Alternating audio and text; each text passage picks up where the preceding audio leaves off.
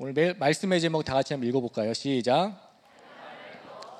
할 말을 넣어주니라. 여러분들 휴대폰에 요즘에 다 AI 그 어플 하나씩은 다 있으시죠? 다 있으시죠? 막 2개, 3개 있는 분들도 있더라고요. 제가 담당하는 그 부부 초원의 어떤 목자님께서 의사이신데 요즘에는 70대, 80대 어르신들도 핸드폰 AI를 이렇게 좀 활용을 하신다고 하더라고요. 근데 이분이 이제 의사이신데 병원에 이제 어르신들이 오시기 전에 요즘엔 AI로 그 병명이나 증상을 다 물어보고 AI한테 물어보고 그렇게 알아본 다음에 병원에 오셔가지고 어떤 약을 이렇게 처방을 해주면 왜 그 약을 처방해 주냐, AI가 이 약 처방해 주는 거 아니라 그러는데 막 이렇게 하신다고 하더라고요. 그래서 참 이제 피곤하다고 하시더라고요. 요즘에 이제 AI가 할 말을 우리 입에 쉽게 넣어주는 그런 세상이 돼버리는 것 같습니다. 보고서도 써주고 자기소개서도 써주고 어떤 청년은 여자친구에게 보낼 이별 문자까지도 AI한테 물어본다고 하더라고요. AI는 인간처럼 감정이 없죠. 감정은 없는데 감정이 있는 것처럼 말하면서 우리에게 위로의 말을 넣어주고 또 문제 해결의 말을 이렇게 넣어주고 있습니다. 제가 한번 생각해 봤어요. 여러분도 한번 생각해 보시기 바랍니다. AI는 구속사를 알까요, 모를까요? AI는 구속사를 모를 것 같아요. 절대 모를 것 같아요. 왜냐하면 저도 잘 모르기 때문에 구속사는 정말 어려운 것 같아요. 맞지만 틀리고 틀리지만 또 맞고 구원을 위해서는 또 해야 되고 구원을 위해서는 또 안 해야 되고 정말 이 구속사는 AI가 범접할 수 없을 것 같아요. 오늘 본문에 보면 요압은 이제 드고와 여인에게 할 말을 넣어 주었다라고 합니다. 그러나 그 말이 하나님의 말씀이 아니었죠. 그래서 그 결과가 잠시 문제는 해결되는 것처럼 보였지만 근본적인 해결은 가져오지 못합니다. 오늘 말씀을 통해서 사람이 넣어준 말이나 또 AI가 넣어준 말로 사는 인생이 아니라 하나님이 넣어주시는 말씀으로 사는 그런 삶을 사는 인생이 무엇인지를 오늘 등장인물이 3명이 나와요. 요압, 드고와 여인, 다윗. 이 3사람을 통해서 한번 살펴보도록 하겠습니다. 첫 번째는 요압입니다. 요압은 하나님의 뜻보다 사람의 마음을 보았습니다. 1절 한번 보면 스루야의 아들 요압이 왕의 마음이 압살롬에게로 향하는 줄을 알고. 오늘 큐티를 아마 처음 하시는 분들이 있으실 것 같아요. 주일이랑 수요일만 하시는 분들도 있으실 것 같아서 교회 올 때만 큐티를 하시는 분들이 있으실 것 같아서 주일에 말씀 들으셨죠? 제목이 뭐였어요? 연애하나 말씀 들으시고 월화 쉬시고 수요일에 오늘 말씀 이제 들으실 텐데 그 중간에 어떤 일이 있었냐면 다윗의 첫째 아들 암논이 있고 셋째 아들이 압살롬이었어요. 그런데 이 압살롬의 누이가 누구였죠? 다말. 이 다말을 이 암논이 정욕적으로 사랑을 한 나머지 상사병에 걸렸죠. 그래서 이제 암논의 친구 요나답이 야 암논 그러지 말고 침상에 누워서 병든 채 이렇게 하다가 다윗 아버지가 딱 찾아오면 아버지 다말을 시켜서 저에게 떡을 이렇게 만들어 먹이게 해달라고 그렇게 한번 해봐라. 오늘 요압처럼 암논에게 이렇게 할 말을 이렇게 넣어주는 거예요. 그러자 암논이 말 그대로 다윗에게 그대로 이렇게 얘기를 하자 아버지 다말 데려다가 저 좀 먹이게 해주세요 하니까 다윗은 바로 사람을 보내서 다말을 오라고 하여서 암논의 집에 가서 음식을 만들게 합니다. 그 후에 이제 암논은 다말을 향해서 이제 나쁜 마음을 품었죠.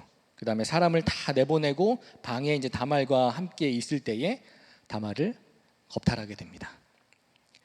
이 일을 알게 된 그 압살롬, 동생 압살롬이 이 일을 듣고 어떻게 했냐면 누이 다말에게 지금은 우선 누이야 잠잠히 있자 라고 이렇게 딱 말을 하고 다윗도 이 사건을 알고 난 다음에 다윗이 어떻게 했을까요? 심히 노했다고 해요. 다윗이 심히 노했는데 이게 다예요. 그 후에 아무 조치를 취하지 않습니다. 다윗이. 그리고 그 후에 2년이 지났습니다. 압살롬은 암논을 이제 죽일 음모를 꾸며서 양털을 깎는 날 암논과 왕자들을 오게 한 후에 술을 먹이고 그 다음에 이제 형 암논을 죽이게 되는 거예요. 다윗 집안에 이렇게 형제들끼리 이렇게 막 죽이고요. 이 사실을 알게 된 다윗이 또 어떻게 했어요? 옷을 찢고 막 신하들도 옷을 찢고 막 이렇게 했어요. 그리고 압살롬은 그술 왕 암미올의 아들 달메에게로 도망을 갔습니다. 이 그술이라는 곳은 압살롬의 어머니 마아가의 고향인데, 그러니까 이 달메라는 왕이에요. 달메가 압살롬의 외할아버지예요. 그러니까 외할아버지 때 그 그술로 도망간 거예요. 그 후에 이 압살롬이 그슬로 도망간 지 3년이 되었습니다. 그리고 오늘 내용이에요. 압살롬은 지금 그술에 있고 다윗은 지금 3년이 흘러서 지금 예루살렘에 있는 겁니다. 근데 다윗이 참 지금 이상해요. 다윗이 이제 죽은 암논 첫째 아들, 왕위를 물려주려고 했던 그 첫째 아들의 죽음에 대해서 막 옷을 찢고 슬퍼했는데 그 슬픔이 점점 사라지고 죽었으니까 이제 끝이에요. 그런 마음인 것 같아요. 그리고 이제 압살롬을 향한 마음이 간절했다고 합니다. 그래서 압살롬을 이제 그리워하는 거죠. 그리고 오늘 14장 1절에 요압이 다윗의 이 마음을 알고 계략을 꾸밉니다. 여러분들 요압 많이 들어봤죠? 요압이 군대 장관이에요. 군대 장관이고 요압은 다윗의 조카예요. 조카하고 군 사령관이었습니다.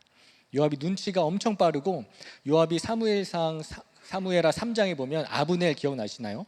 아브넬이 자기 동생 아사엘을 창끝으로 이렇게 죽인 거를 알고 다윗 몰래 아브넬을 데려다가 조용히 성문에 들어오게 한 후에 찔러서 죽이는 이런 요압 장군입니다. 다윗의 말도 하지도 않고 그냥 돌격대장 같은 그런 스타일이고 저돌적이고 자신의 이익이 된다고 생각하면 묻지도 않고 그냥 실행해버리는 이런 사람이 바로 요압입니다. 요압은 하나님의 뜻보다 자기 판단을 앞세워서 마음대로 결정을 해버리는 그런 사람입니다. 요압은 다윗이 압살롬을 보고 싶어하는 그 부성애의 마음을 딱 알았고 보고 싶어도 어떻게 할 수 없는 그 다윗의 괴로움도 딱 눈치를 챘습니다. 요압이 이렇게 눈치가 빨라요. 그런데 영적 분별력은 없습니다. 그래서 요압은 하나님의 뜻을 묻기보다는 문제가 생기자 자기가 그냥 해결을 해버립니다. 스스로 전략을 세우고 바로 결정을 하고 이렇게 행동을 하는데 요압이 만약에 진짜 다윗의 그 부성의 마음을 알고 다윗을 위한다고 했다면 정말 장군이니까 나라를 위하는 마음이 있었다면 다윗을 객관적으로 보고 이스라엘 나라를 위해서 왕이 올바른 결정을 할 수 있도록 당연히 하나님을 찾아야 되고 나단 선지자를 찾아 데리고 와서 깨닫게 하고 다윗과 같이 나라를 다시 이스라엘을 위해서 이런 결정을 했어야 되는데 그러나 요압은 나라를 위한 결정이 아니라 다윗의 감정을 살피고 자신의 정치적 욕심을 따라서 판단하면서 실행하는 그런 짓을 지금 요압이 하고 있는 것입니다. 요즘 뉴스를 보면 참 이런 생각이 많이 들어요. 진정으로 나라를 사랑한다면 어떻게 저런 결정을 할 수 있을까 하는 모습들이 요즘 뉴스와 이런 정치를 보면서 많이 생각을 하게 됩니다. 정말 다음 세대 청년들과 또 아이들을 생각하는 마음이 있을까? 어떻게 나라와 국민을 생각한다면 동성애를 조장하는 차별금지법을 어떻게 제정하려고 하고 낙태를 허용하는 법을 어떻게 이렇게 만들 수가 있을까? 정말로 나라와 다음 세대를 사랑하는 것이 맞을까? 이런 마음이 저는 많이 들어요. 왜냐하면 저도 아이가 있기 때문에 이런 마음이 더 많이 들더라고요.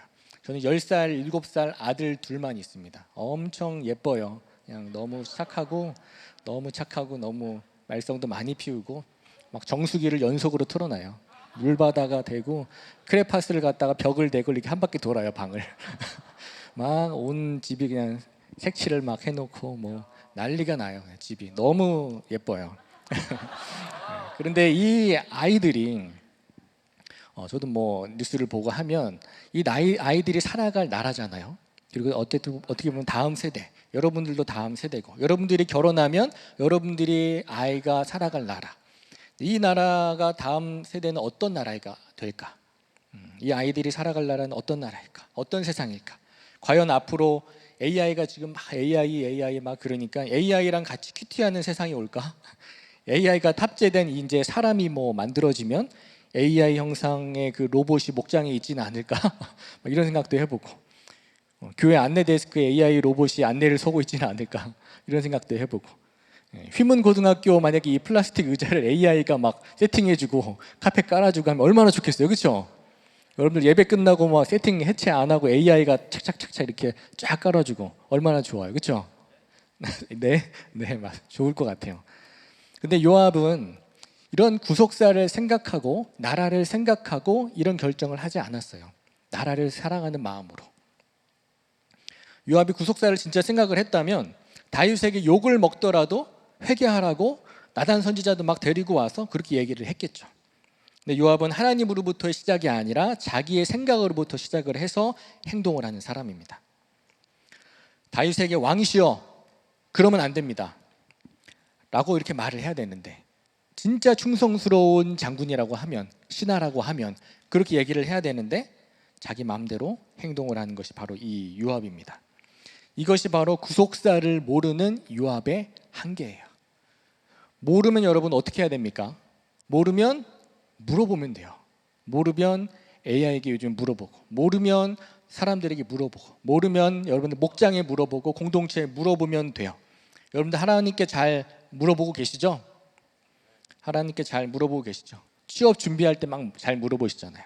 공동체에 묻고 하나님께 기도하면서 묻고, 연애를 할 때도 하나님께 잘 묻고 공동체에 묻고. 여러분 소개팅 가면 뭘 먼저 물어보세요? 요즘에는 뭐 MBTI 많이 물어본다고 하시더라고요. MBTI가 뭐냐, 뭐 직업은 뭐냐, 뭐 집안은 어떠냐, 학벌이 어떠냐, 이런 걸로 막 묻고 싶잖아요. 근데 여러분들 그런 거를 물으면서 신교제를 시작을 했어요. 뭐 불신교제를 시작을 했어요. 그런데 그거가 목적이 되면 안 되는 거예요. 진짜 물어보고 싶은 거, 하나님 정말 이 사람을 만난 것이 하나님께서 나에게 보내주신 사람인지, 또 어떤 사람인지 교제를 해 나가면서 계속 목장에 물어봐야 되고 공동체에 물어봐야 돼요. 물어보는 거는 손해가 없어요. 안 물어본다는 거는 내 마음대로 하겠다는 거예요. 그래서 물어보지 않는다는 것이 교만이에요. 내가 하겠다는 거 알아서. 나 혼자 생각해서 내 마음대로 결정하면 그 책임은 누구에게 있나요? 나에게 있습니다. 그러나 공동체에 묻고 공동체에다가 나누면 그 결정의 책임은 누가 져주나요? 공동체가 져주는 거예요. 공동체를 신뢰한다는 것은 하나님을 신뢰한다는 거예요. 반대로 공동체를 신뢰하지 않는다는 것은 하나님을 신뢰하지 않는다는 겁니다. 믿으십니까? 여러분들 공동체에 잘 물어보시기 바랍니다. 물어서 손해 없습니다. 적용 질문 드릴게요. 하나님의 뜻을 먼저 구하기보다 사람의 마음을 먼저 구하고 있지는 않습니까? 두 번째로는 드고와 여인입니다. 진실보다 이 드고와 여인은 연기를 했습니다. 2절 3절에 보면 드고와의 사람을 보내서 거기 지혜로운 여인 하나를 데려다가 그에게 이르되 청하건대 너는 상주가 된 것처럼 상복을 입고 기름을 바르지 말고 죽은 사람을 위하여서 오래 슬퍼하는 여인같이 하고 왕께 들어가서 그에게 이러이러하게 말하라고 요압이 그의 입에 할 말을 넣어 주니라. 요압이 드고와에서 여인 한 명을 섭외합니다. 이 드고와는 예루살렘에서 그렇게 멀지 않아요. 그곳에서 지혜로운 여인 하나를 데려다가 그 입에 할 말을 넣어줍니다. 이 지혜로운 여인이라고 하는데 이 지혜롭다는 말을 어떻게 해석을 하느냐에 따라서 이 다음 문맥이 좀 달라져요. 이 지혜롭다는 말을, 이 의미를 긍정적으로 해석을 해야 될까요? 부정적으로 해석을 해야 될까요? 지혜로워, 너무 지혜로워, 이 여인의 지혜로운 말미암아 왕에게 이런 말을 전했어. 그런데 이 히브리어 원문을 살펴보면 이 지혜롭다는 말이 히브리어 하캄이라는 동사예요. 하캄, 히브리어 하캄이라는 단어인데 이 단어가 사무엘하 13장 3절에도 사용된 적이 있습니다. 사무엘하 13장 3절을 함께 읽어보면 암논에게 요나답이라는 친구가 있으니 그는 다윗의 형 시므아의 아들이요 심히 간교한 자라. 여기 간교한 자라고 할 때 이 간교하다라는 단어도 뭐냐면 아까 그 지혜롭다는 단어인 똑같이 하캄이라는 단어입니다. 그러니까 14장 오늘 이 2절에 이 지혜로운 여인이라니 할 때 이 하캄이라는 단어도 이 똑같은 단어이기 때문에 간교하다라는 말 똑같은 단어이기 때문에 어떤 느낌이신지 아시겠죠? 이 드고와의 여인이 굉장히 꾀가 많고 직설적으로 얘기하면 간교한 여인이라는 거예요. 요압이 이런 여인 하나를 찾아다가 이 여인의 입에 말을 넣어줍니다. 실질적으로는 이 여인 뒤에는 바로 이 요압이 있었던 거예요. 그리고 어떤 말을 넣어주나요? 요압이 이제 드고와 여인에게 연기 대본을 이제 주기 전에 요압이 이제 연출자가 되어서 먼저 배우의 옷차림 먼저 알려줍니다. 너는 상주가 된 것처럼 상복을 입어라. 상복 코디를 좀 해줘요. 그 다음에 기름을 바르지 말고 창백하게 머리에 반지르지 하지 말게 기름을 바르지 말고 이제 헤어와 메이크업까지 알려줘요. 그 다음에 죽은 사람을 위하여 오래 슬퍼하는 여인 같은 그런 컨셉으로 준비하라고 코디부터 메이크업, 표정 연기까지 이렇게 다 요압이 이 드고와 여인에게 알려줍니다. 그리고 대사를 딱 이 여인의 입에 넣어주는데 이 대사가 바로 4절에서 7절입니다. 드고와 여인이 왕께 아를 때에 얼굴을 땅에 대고 엎드려 왕이여 도우소서. 왕이 그에게 이르되 무슨 일이냐 이렇게 쭉 하니까 저는 과부입니다. 남편은 죽고 이 여종에게 아들이 둘이 있었는데 그 들에서 둘이 싸우다가 그들을 말리는 사람이 없으므로 한 아이가 다른 아이를 쳐 죽였습니다. 온 족속이 일어나서 당신의 여종 나를 핍박하여 말하기를 그의 동생 쳐 죽인 죄를 내놓으라. 우리가 그의 동생 죽인 죄를 갚아서 그를 죽여 상속자가 될 것까지 끊어버리겠다. 그러한즉 그들이 내게 남아있는 숯불까지 꺼서 내 남편의 이름과 씨를 이 세상에 남겨두지 않으려고 합니다 라고 이렇게 허구의 스토리예요. 이게 허구의 스토리를 지금 다윗 왕 앞에서 요압이 넣어준 말 그대로 연기를 지금 이 드고와 여인이 선택해서 한 거예요. 자신 진짜 과부래요. 막 이렇게 눈물 연기를 하면서 과부 컨셉을 딱 잡아가지고 이 과부 컨셉을 잡은 것도 동정심을 유발하려고 과부로 딱 컨셉을 잡아서 이렇게 하는 거예요. 그러면서 막 눈물 연기를 흑흑흑 막 하면서 떨리는 목소리로 다윗 왕한테 이렇게 막 하니까 다윗 왕이 딱 넘어가 버린 겁니다. 여러분들 배우가 아니더라도 여러분들도 우리가 살면서 연기를 할 때가 많이 있으시죠? 집에서도 막 학교 가기 싫어가지고 배 아픈 연기 막 하고 막 어렸을 때 그러셨죠? 막 그런 연기를 할 때도 있고 때로는 순간순간 우리가 살면서 그런 연기를 많이 하면서 우리가 삽니다. 혹시 이런 연기는 하지 않으시겠죠? 교회 오면 할렐루야, 교회 오면 할렐루야 하다가 집에 가면 아 짜증나, 내 삶은 왜 이럴까, 이런 연기. 교회 와서는 아 은혜 받았습니다 막 그러다가 월요일만 되면 아 회사 그만두고 싶다, 때려치고 싶다 막 이렇게 하고, 교회에서 신교제 할 때는 주님의 이름으로 자매님을 사랑합니다 막 이렇게 하다가 단둘이 있을 때는 암논이 되어서 나의 누이야 오빠 믿지? 나의 누이야 막 이렇게 하지는 않습니까? 절대로 그러시지 않을 거예요. 네.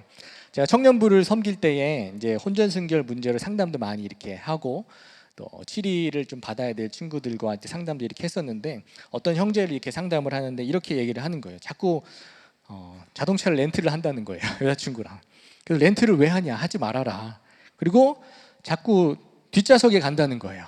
그 뒷좌석을 왜 가냐, 뒷좌석에 가서 뭐 큐티를 할 거냐, 뭐 나눔을 할 거냐, 뒷좌석을 왜 가, 태아 렌트 하지 말아라. 제가 막 이렇게 얘기를 했어요. 또 어떤 형제는 이렇게 얘기하는 거예요. 모텔을 자꾸 간대요. 근데 모텔을 왜 갔냐 그러니까 여자친구랑 나눔을 하려고 갔대요. 그래서 너무 어이가 없어가지고 모텔에서 뭔 나눔을 하니, 거기서 뭐 목장이 있니, 거기 모텔 가지 마라, 목장에서 무슨 나눔을 하냐, 이렇게 얘기를 막 했습니다. 차량 뒷자리에서 나눔하지 마세요. 네, 차 렌트도 하지 마시고 형제님들, 모텔에서 나눔하는 곳이 아니에요. 네, 그냥 가서 자는 곳이에요. 우린 사람들이 눈치 못 채기 이런 연기들을 많이 하지만 누구는 아실까요? 하나님은 다 아십니다. 우리 남자친구 있으신 우리 여자 형제 자매님들은 남자친구가 1박 2일 여행 가자고 하면 이런 얘기를 하죠. 보통 방 2개 잡을 거니까 괜찮아 가자 하면 절대로 이 연기에 속지 마시기 바랍니다. 방 2개를 잡아도 한 방에서 같이 놀 수 있잖아요. 절대 이런 자매님들이 형제님들의 연기에 속지 마시기 바랍니다.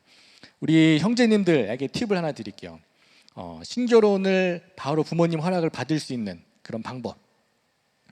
형제님들 여자친구가 있으면 밤 10시 이후에는 무조건 10시 이후가 아니라 10시 이전에는 10시 이전에는 무조건 들여보내세요. 억지로라도 막 10시 되기 전에 들여보내세요. 그러면 바로 이제 한참 있다가 보면 우리 예비 사위에게 우리 딸을 맡겨도 되겠구만 하면서 고맙네, 이게 되는 거예요. 맨날 늦게 들여보내고 막 차 뒷자리에 앉고 렌트하고 막 이렇게 하면 신결혼 안 돼요. 그럼 부모님 얼마나 이렇게 좋아하겠어요, 그게. 우리 딸 맡겨도 되겠구나 이렇게 할 때까지 그렇게 하는 거예요. 여러분, 드고와 여인이 왕을 속인 이 거짓의 연기를 알았음에도 이 거짓 연기를 한 거예요. 알면서도.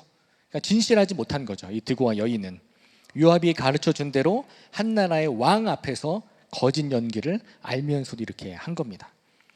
선택에는 책임이 따릅니다. 묻지 않으면 누구에게 책임이 있다 그랬죠? 나에게 책임이 있다 그랬죠. 선택에는 책임이 따라요. 요압이 시켜서 했기 때문에 나는 아무 잘못이 없다라고 할 수가 없습니다. 진실하지 못한 걸 알면서도 본인이 선택을 한 겁니다. 우리가 하나님 보시기에 진실한 구속사적인 선택을 하시는 저와 여러분이 되시면 좋겠습니다. 적용 질문 드리겠습니다. 진실이 아님을 알면서도 거짓을 선택하는 일은 무엇입니까? 솔직하지 못하고 연기하는 것은 무엇입니까? 마지막 세 번째로는 다윗에 대해서 볼 텐데, 다윗은 말씀보다 감정을 따랐습니다. 8절입니다. 다 같이 읽어볼게요. 왕이 여인에게 이르되 내 집으로 가라, 내가 너를 위하여 명령을 내리랴 하는지라. 이 드고와 여인의 이야기를 들은 이 다윗이 마치 자비로운 왕처럼 내가 너를 위하여 명령을 내리겠다라고 이렇게 합니다. 그리고 너희 아들이 죽지 않게 도와주겠다라고 이렇게 얘기를 합니다. 다윗은 연기에 속은 거죠. 다윗은 드고와 여인의 이 연기력에 감동이 되어서 아무 의심도 없이 그런 감정적인 결정을 하고 맙니다. 진짜 왕이라면 잘 알지도 못하는 이 여인이 와가지고 막 그렇게 하소연을 한다고 해도 진짜인지 가짜인지 신하들에게 물어볼 수도 있습니다.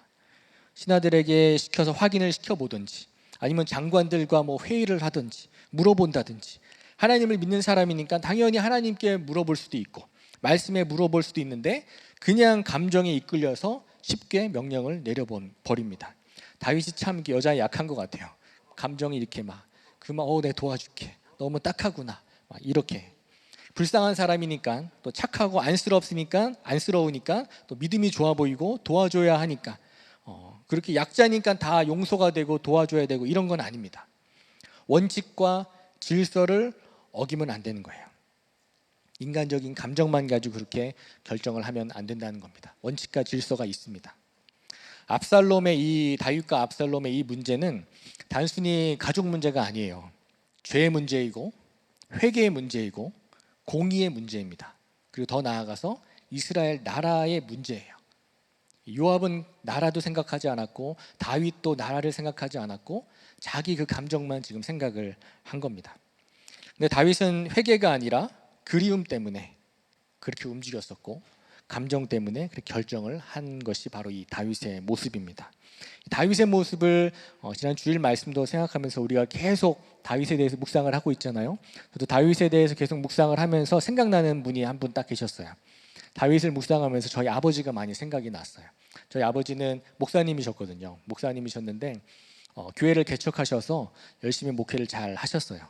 제가 초등학교 4학년 때 교회를 개척하셔서 열심히 목회를 훌륭하게 잘 하셨는데, 어느 날 이제 교회에 한 7년 정도 목회를 하시다가 교회 어떤 남자 집사님과 저희 어머니가 외도한 사실이 드러나게 되었고, 그리고 저희 어머니가 이제 상가교회자 교회였는데 수천만 원의 다단계를 하셔가지고 3년 동안 속이고, 그래서 집이 난리가 났죠. 그래서 그런 빚도 생기고, 가정도 그 후에 어머니는 집을 나가버리시고 가정이 불화가 생기면서 교회도 성도님들도 다 떠나가시고, 그래서 결국엔 3년 만에 이혼을 하시고 저희 가정도 깨지고 교회도 깨지고 성도님들 다 떠나가시고, 아버지는 산속 기도원으로 들어가 버리시고 어머니는 세상으로 흘러 떠내려가 버리시고, 저랑 남동생은 남의 집살이하고 떠돌아다니면서 그렇게 살게 되었어요.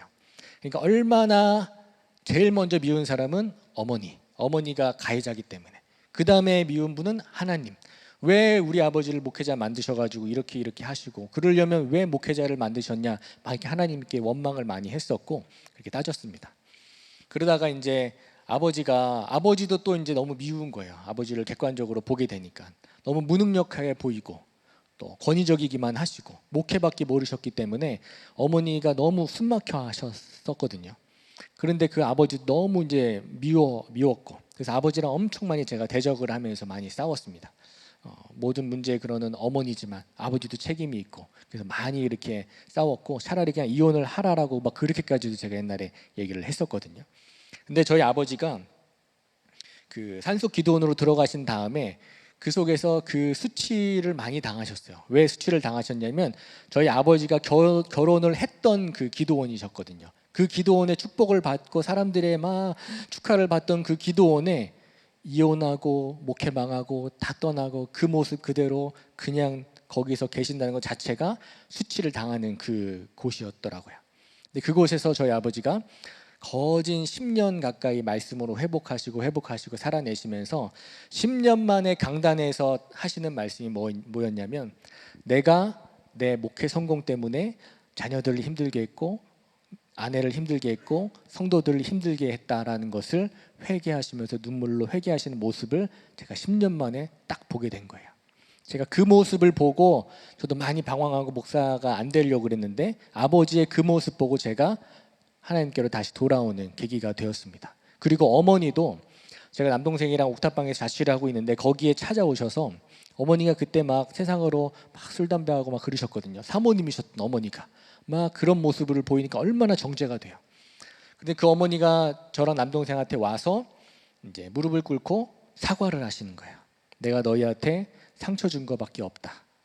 너희 너무 너희에게 미안하다라고 우시면서 사과를 하시는데 그때 어머니에 대한 용서가 조금 되었어요. 자식들은 그 어머니에 대한 부모님에 대한 그 미안하다 이 한마디를 듣고 싶어서 평생을 원수가 되고 막 그런 거예요. 압살롬이랑 다윗의 관계도 그런 것이 있습니다. 압살롬이 잘못했고 암논이 잘못했으면 다윗은 어떤 조치를 취했어야 돼요. 미안하다고 하든지 잘못했다고 하든지 어떠한 징계를 하든지 어떤 공의적인 그걸 했어야 되는데 그냥 회피해버리는 것이 이 다윗의 모습이 있거든요. 부모님의 그 회개가 있었기 때문에 저도 이제 주님께로 다시 돌아오는 것이 되었습니다. 그런데 이 다윗을 보면서 자꾸 이제 아버지와 어머니와 모습이 투영이 되면서 다윗이 이러지도 못하고 저러지도 못하는 그런 모습. 제가 이제 결혼을 하고 부모가 돼 보니까 저희 어머니가 또 재혼을 하시고 아버지도 재혼하시고 어머니는 또 이혼하시고 막 새아버지 새어머니가 있고 막 그런 집이에요 제가. 그런데 얼마나 참 부끄럽고 수치스러웠겠어요. 그런데 이런 것이 해석이 참 안 됐는데 저희 어머니가 이혼을 하시고 아버지가 재혼을 하시고 혼자 사시는 저희가 아들을 이제 낳았는데 자녀들이 손주들이 보고 싶어도 보고 싶다고 말을 못 하시는 부모님의 마음이 보이는 거예요. 너희 명절에 왜 전화도 안 하니? 명절에 좀 놀러 와라. 너희 요즘에 연락도 안 해. 애들 좀 데리고 놀러 와라. 이 말을 단 한 번도 결혼한 후에 한 적이 없으세요. 근데 그 마음이 느껴지는 거예요. 왜냐하면 보여줄 것이 없는 인생을 살았잖아요. 자녀들에게. 다윗도 자녀들에게 보여줄 것이 없는 인생을 살았어요. 그러니까 말을 못 하는 거예요. 뭐라고 너 왜 그렇게 훈계를 못 하는 거야. 그러니까 저희 부모님이 그랬거든요. 근데 그 마음을 제가 부모가 돼 보니까 알겠는 거예요. 부모님의 잘못을 알고 있는 이 자녀로서 참 마음이 아팠는데 제가 무슨 염치로 저런 말을 하나라고 이런 마음이 이제 들었거든요. 부모님한테 대해서. 근데 결혼을 여러분들도 청년들도 한번 해보시기 바랍니다. 부모님의 마음은 부모가 돼 봐야 압니다. 부모님의 마음은. 다윗도 암논이나 압살롬에게 할 말 없는 그런 인생이었습니다. 많은 여인들을 다윗이 두었죠. 다윗의 아들이 19명이에요. 배다른 형제들이.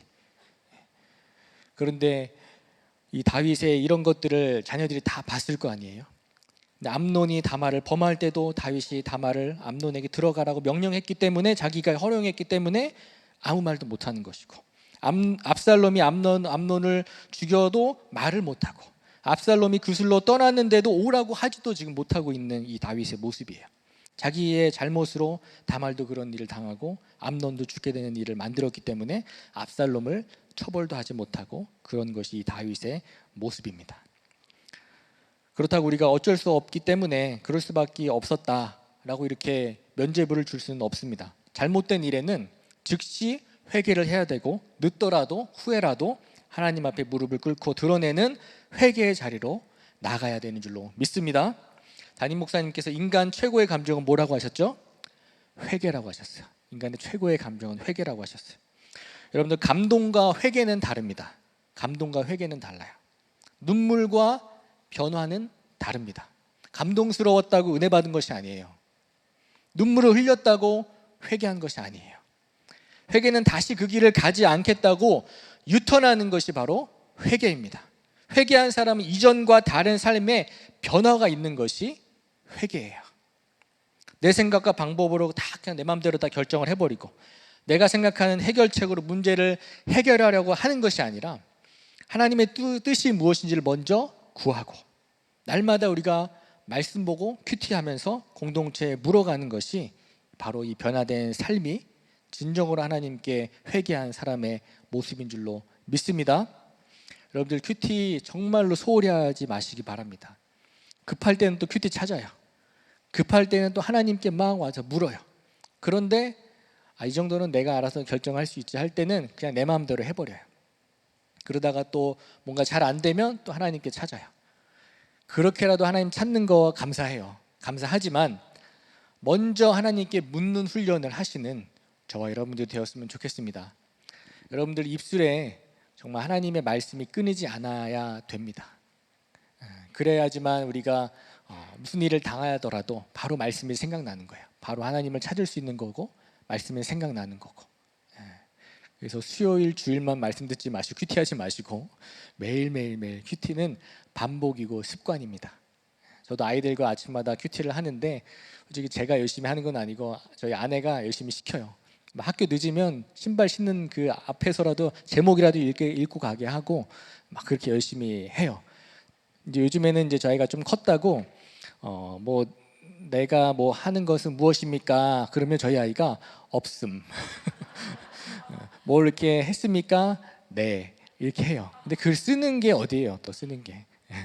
큐티를 습관적으로 큐티를 잘 열심히 하시면서 하나님께 묻는 저와 여러분들이 되었으면 좋겠습니다. 말씀을 맺겠습니다. 요압은 자신의 방법을 믿었죠.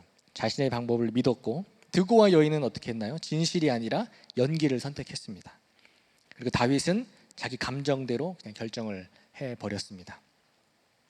그런 하나님 방법보다 말씀을 원하시고 연기보다 진실함을 원하시고 감정보다는 회개를 하나님 원하십니다.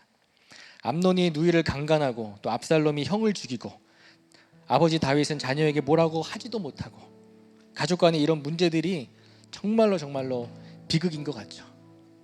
우리의 시선으로 보면 비극이에요. 내 시선으로 보면 참 비극이에요. 그런데 하나님의 구속사의 시각으로 보면 비극이 아니라 희극입니다. 하나님은 이런 다윗의 집안을 통해서 또 다윗을 통해서 이런 연약하지만 이 다윗을 통해서 믿음의 계보를 구원의 계보를 이어나가고 계시는 겁니다. 여러분들 이런 마음이 들지 않으세요? 왜 나만 빼고 다 잘 사는 것 같고 나만 빼고 다 신교지 하는 것 같고 나만 빼고 다 좋은 직장 다니는 것 같고 우리 집만 빼고 다 행복하게 잘 사는 것 같아 보이고 그런데 하나님 보시기에 하나님의 시선으로 나를 봐야 되고 하나님의 시선으로 우리 집을 봐야 되고 하나님의 시선으로 우리 아버지를 봐야 되고 하나님의 시선으로 우리 어머니 우리 가정을 봐야 되는 줄로 믿습니다. 내 기준으로 보지 마시고 다 내 마음에 안 들어요. 내 기준으로 보면 자녀도 내 마음에 안 들죠. 우리 어머니들 아버지들 부모님도 내 마음에 안 들죠. 우리 자녀들 구속사로 봐야 희극입니다. 구속사로 봐야 됩니다. 다윗이 지금 압살롬이 보고 싶어서 거의 힘없이 그냥 다 죽어가는 것처럼 그러고 있지만 아직 끝난 게 아닙니다. 이런 다윗을 통해서 예수 그리스도가 오시기까지 그때까지는 아직 끝난 게 아닙니다. 저와 여러분들도 지금 내 상황이 너무 절망적이라고 이렇게 생각되더라도 하나님의 말씀을 붙잡으시기 바랍니다. 하나님을 의지하시면 하나님께서 여러분의 입술에 하나님의 말씀을 넣어주실 줄로 믿습니다. 드러나야 되고 드러나는 것이 징계가 아니에요. 드러나야지 고쳐지는 겁니다. 다윗이 드러나야 돼요. 드러나야지 직면해야 됩니다.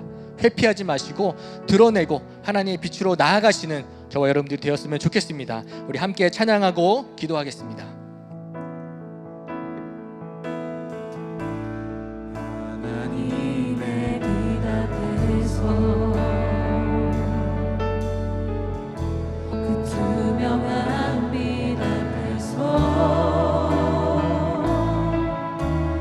모두 드러나 나의 모든 죄와 허물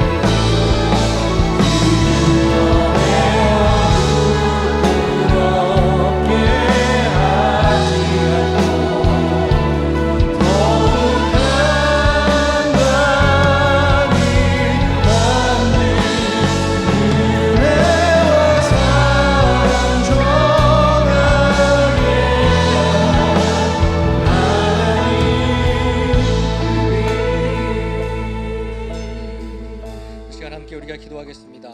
다윗은 아들 암논이 여동생 다말을 강간하고 또 압살롬이 형 암논을 죽이는 이 비극적인 상황을 보면서도 다윗이 정말 할 말 없는 부모로서 회개를 해야 하는데 회개하는 모습이 없기 때문에 자녀들과의 관계가 다 어려워졌습니다.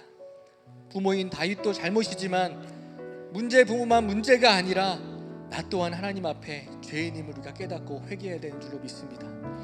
이 시간 우리 각자 내 죄를 보고 회개하길 원합니다. 요압처럼 사람의 마음만 우리가 생각하고 눈치만 보는 것이 아니라 하나님의 뜻을 알게 해달라고, 거짓된 연기가 아니라 진실된 삶을 살게 해달라고, 내 감정을 따라 결정하지 않고 하나님의 말씀을 따라 결정하는 우리 모두가 되게 해달라고 다 같이 주님 한번 부르고 통성으로 기도하겠습니다. 주여!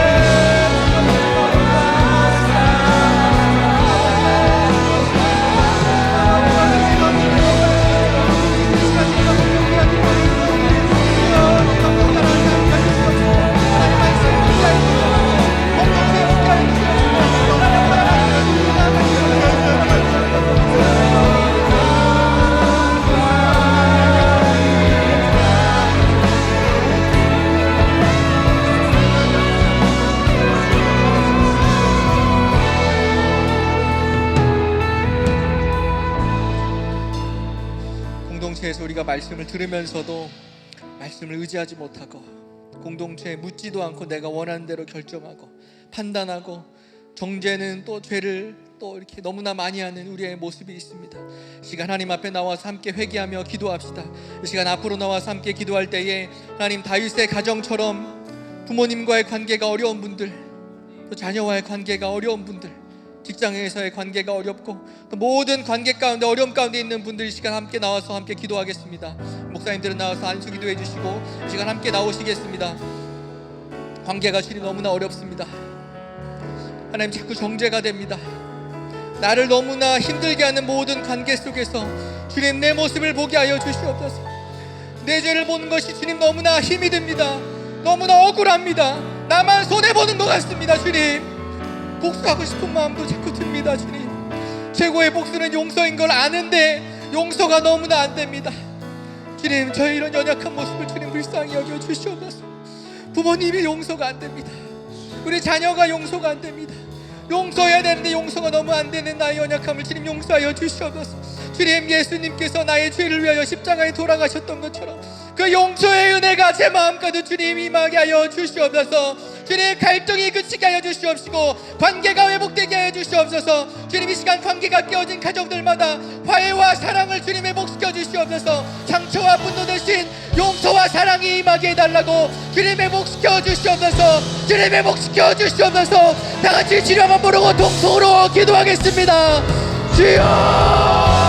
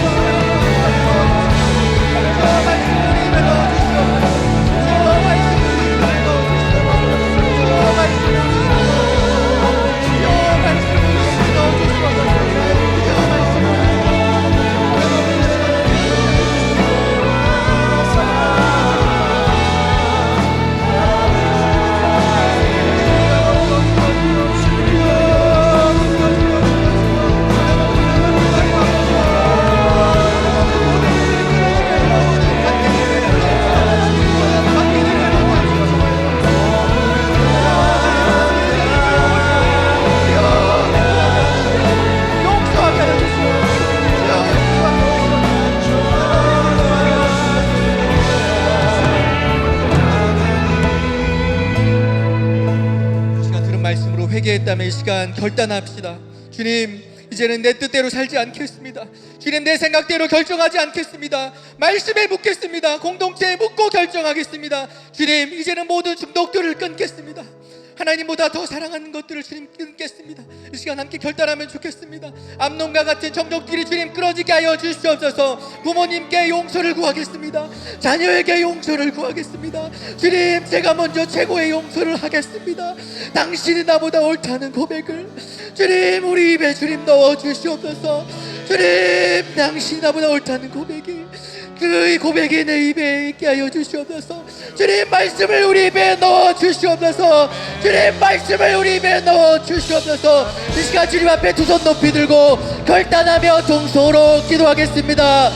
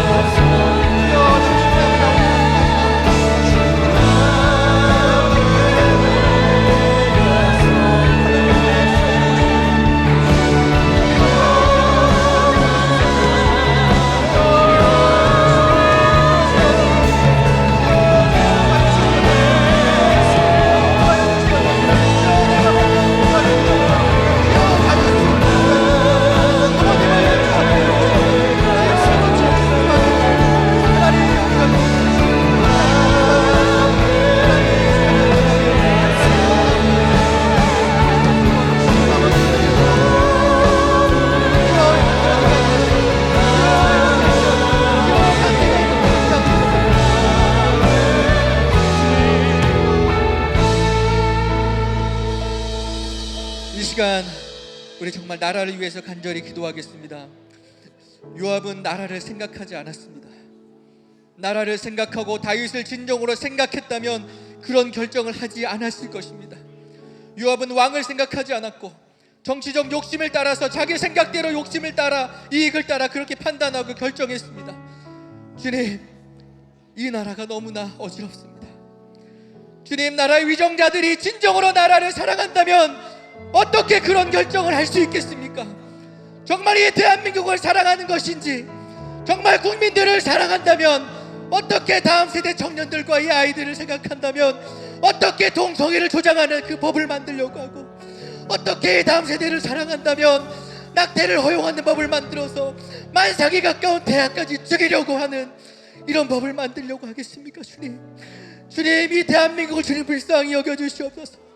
다윗처럼 알면서도 다윗처럼 화만 냈지 조치를 취하지 않는 그런 대한민국이 돼가고 있습니다. 알면서도 아무 말도 못하고 아무 조치도 취하지 못하는 이 다윗의 모습이 우리나라의 모습인 것 같습니다. 나라 곳곳에 원칙과 질서가 무너진 것이 너무나 많이 있습니다. 당연한 것이 당연하지 않다고 합니다. 주님, 특별히 우리 다음 세대 청년들이 내가 살고 있는 이 대한민국을 사랑하길 원합니다. 나라를 위해 기도하는 우리 청년들이 되게 하여 주시옵소서. 청년들이 살아갈 이 나라가 너무나 이 어려움을 보고도 나 하나쯤이 하는 생각을 내려놓게 해주시옵소서. 나 한 사람이라도 기도하는 그런 마음으로 함께 기도하는 우리 청년들이 되게 하여 주시옵소서. 함께 이 무너진 질서들을 세워나가게 하여 주시옵소서. 함께 나가서 기도하게 해주시옵소서. 함께 이 나라를 위해 기도하게 해주시옵소서. 하나님이 기뻐하시는 이 대한민국이 되도록 기도하는 우리 청년들이 되게 하여 주시옵소서. 나라가 있어야 교회도 있습니다. 나라가 있어야 우리도 있는 것이고, 나라가 있어야 학교도 있고 직장이 있는 것입니다. 주님, 나라를 다스리는 위정자들이 정말 진정으로 나라를 사랑하게 하여 주시옵소서. 국민들을 사랑하고 하나님을 두려워하는 위정자들이 되게 해달라고 이 시간 모두 자리에 일어나겠습니다. 이 시간 모두 자리에 일어나겠습니다. 모두 자리에 일어나서 두 손 높이 들고 정말 이 나라를 위하여서, 이 이 나라를 위해서 우리가 기도하지 않으면 누가 기도합니까? 이 나라를 위해서 우리가 기도하지 않으면 누가 이 나라를 위해 기도합니까? 우리가 살아갈 나라입니다. 내가 살아갈 나라고 우리 자녀가 살아갈 나라입니다. 이 나라를 위하여서 정말 간절하게 주님 3번 부르고 동성으로 나라를 위해 기도하겠습니다. 주여!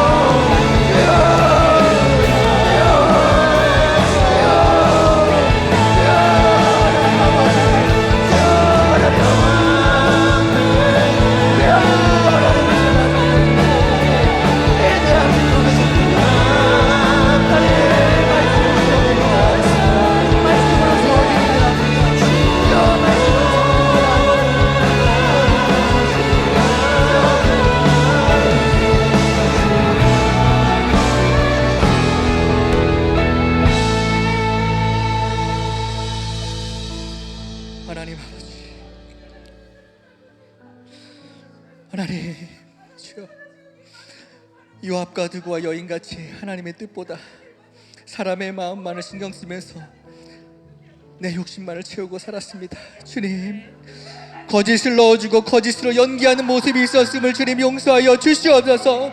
주님, 말씀보다 내 생각이 앞섰고 묻지 않았고 행하는 것들이 너무나 많이 있었습니다. 주님, 하나님의 사랑의 회초리가 너무나 아프고 너무나 싫어서 주님 회피했습니다. 주님, 직면하지 못하였습니다. 주님, 나에게 상처준 부모님이 너무나 정죄되었습니다. 주님, 내 죄를 보지 못했음을 주님 용서하여 주시옵소서.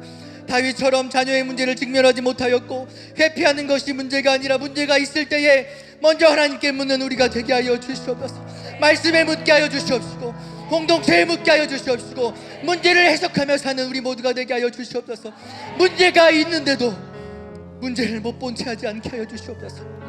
문제가 있는데도 아무 조치도 취하지 않는 그런 주님, 우리가 되지 않게 하여 주시옵소서. 하나님의 공평과 정의로 문제를 직면하게 하여 주시옵시고 구속사적으로 해석하며 구원의 사건으로 나아가는 우리 모두가 되게 하여 주시옵소서. 주님, 이 나라 대한민국을 정말 주님 불쌍히 여겨주시옵소서. 주님, 대한민국이 너무나 어지럽습니다. 주님, 이 나라가 너무나 아픕니다. 문제가 있는데도 다윗처럼 직면하지 못하고 회피하지 못하고 있는 모습이 있습니다. 주님, 암논이 다말을 범하고도 잘못을 했으면서도 부모로서 올바로 훈계해야 하는데 압살롬이 잘못을 죽였는데도 나라를 다스리는 왕으로서 하나님의 공평과 정의로 훈계하지 못하고 질서를 바로잡아야 하는데 그렇지 못한 이스라엘의 모습이 이 나라에 주님 없게 하여 주시옵소서. 다윗처럼 문제를 보고 나 몰라라 하지 않게 해주시옵시고 조치를 취하는 우리나라가 되게 하여 주시옵소서. 공평과 정의가 살아나는 이 나라, 원칙과 질서가 바로 서는 이 대한민국이 주님 되게 하여 주시옵소서. 주님, 나라를 다스리는 위정자들이 진정으로 나라를 사랑하고 국민을 사랑하고 다음 세대를 생각하는 마음으로 정치를 할 수 있게 하여 주시옵소서. 주님, 우리 다음 세대 청년들이 주님, 이 기도하는 청년들이 있습니다. 이 기도하는 청년들을 주님 불쌍히 여겨 주시옵시고 우리의 기도를 주님 들어 주시옵소서. 기도하는 우리 청년들을 불쌍히 여겨 주시옵시고 아버지, 기도하는 청년들에게 정말 다음 세대를 살아가는 이 나라 청년들에게 주님 힘과 능력을 허락해 주시옵시고 말씀을 그 입에 넣어 주시옵소서. 우리 청년들의 입에 말씀을 넣어 주시옵소서. 말씀을 들고 땅끝까지 전하는 우리 청년들이 되게 하여 주시옵소서. 하나님의 창조 질서를 거스르는 모든 악법들은 떠나갈지어다. 낙태를 허용하는 법은 떠나갈지어다. 막아질지어다. 물러갈지어다. 주님, 나라가 있어야 교회도 있고, 나라가 있어야 가정도 있고, 나라가 있어야 직장도 있고 학교가 있다는 것을 주님 잊지 않게 하여 주시옵소서. 예수님을 믿는 우리가 먼저 각자의 자리에서 회개함으로 본을 보이는 우리 모두가 되게 하여 주시옵소서. 이제는 우리 주 예수 그리스도의 은혜와 하나님 아버지의 크신 사랑과 성령 하나님의 교통하심이 사람의 마음보다 하나님의 뜻을 먼저 묻고 무너진 가정과 나라를 위해 말씀의 질서를 바로 세우기로 다짐하는 모든 청년, 장년, 성도님들 머리 위에 우리들 교회와 이 나라 민족 위에 지금부터 영원토록 함께 하시기를 간절히 축원하옵나이다. 아멘.